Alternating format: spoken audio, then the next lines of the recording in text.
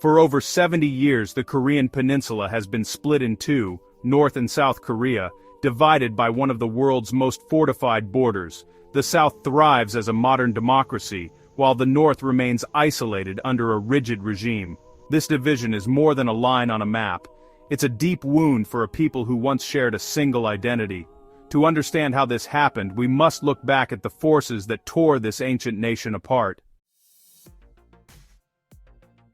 For over 1,000 years, Korea was a unified kingdom, shaped by powerful dynasties and a rich, distinct culture. The people shared language, traditions, and a strong sense of national identity, even as they navigated pressures from China and Japan. The Joseon dynasty, lasting over 5 centuries, marked the height of this unity. The idea of a divided Korea would have been unimaginable to those who lived then. This long history of unity makes today's division especially painful and complex. Korea's division began in the chaos of World War II's end. After decades of Japanese rule, the Allies split Korea at the 38th parallel, an arbitrary line chosen by American officers for military convenience. The Soviets took the North, the Americans the South, each imposing their own systems. What was meant as a temporary measure quickly hardened into a permanent divide. Families were suddenly separated, and the dream of a unified, independent Korea faded.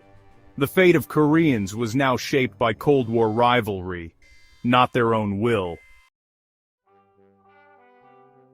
As Cold War tensions grew, hopes for reunification vanished. In 1948, South Korea held elections and established the Republic of Korea, led by Syngman Rhee. The North responded by founding the Democratic People's Republic of Korea under Kim Il-sung. Two rival governments, each claiming legitimacy, now faced each other across the border. The 38th parallel became an international boundary, and both leaders were determined to reunify Korea, by force if necessary. The peninsula was now primed for conflict. War erupted in 1950 when North Korea invaded the South, aiming for reunification under communism. The United States and a UN coalition intervened, pushing the North back, only for China to enter and drive the South and its allies southward again. The war became a brutal stalemate, devastating cities and families. In 1953, an armistice ended the fighting but not the conflict. No peace treaty was signed. The new border, the demilitarized zone, left millions separated and the land in ruins. The war's legacy: a divided peninsula, perpetual tension, and families torn apart. The conflict's shadow still looms over Korea today. The DMZ, stretching across the peninsula, is one of the world's most militarized borders. Soldiers from both sides stand face to face in a tense, silent standoff. Ironically, this zone has become a haven for wildlife, untouched by humans for decades. The DMZ is both a scar and a symbol of hostility, but also of rare moments of dialogue. Here, leaders have occasionally met, offering glimpses of hope amid the tension. The DMZ remains a barrier, but also a bridge to a possible future.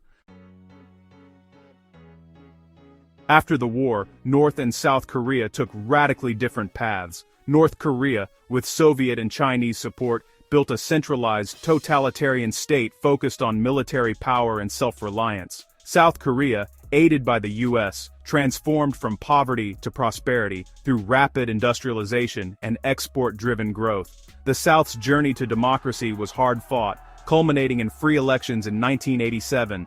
Today, South Korea is a vibrant democracy and global economic powerhouse. North Korea remains isolated, ruled by a single-family dynasty with strict control over every aspect of life. The contrast between the two Koreas could not be starker.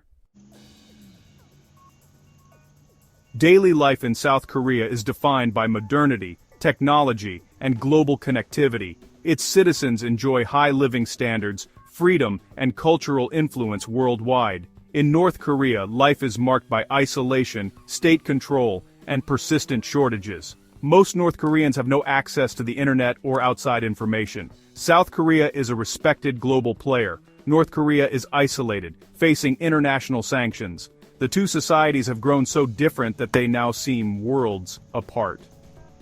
The border is not just physical, it's a chasm of experience and opportunity.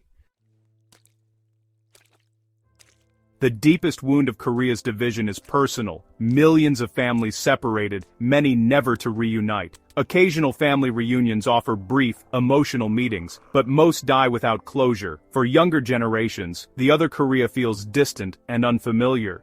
The cultural and linguistic gap widens with each passing year.